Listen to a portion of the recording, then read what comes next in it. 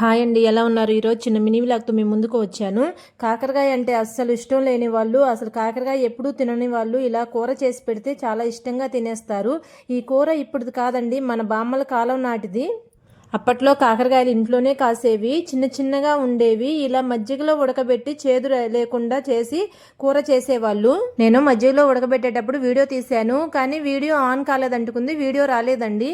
ముందుగా కాకరకాయలను శుభ్రంగా కడిగి ఇలా వీడియోలో చూపించేలాగా లావు లావు ముక్కలు కట్ చేసి పెట్టుకోవాలి. కాకరకాయ ముక్కల్లోంచి విత్తనాలు తీయాల్సిన అవసరం లేదండి, విత్తనాలు తింటే చాలా మంచిది. ఇలా కట్ చేసిన ముక్కల్ని కొంచెం మజ్జిగ, ఉప్పు, చింతపండు, పసుపు వేసి ఉడకబెట్టుకోవాలండి. పూర్తిగా మజ్జిగని ఇనికిందాక ఉడకబెట్టుకోవాలి. ఆ తర్వాత ముక్కలు తీసి ఆరబెట్టుకోవాలి. శుభ్రంగా ఆరిన తర్వాత ఆయిల్లో ముక్కలు డీప్ ఫ్రై చేయాలి.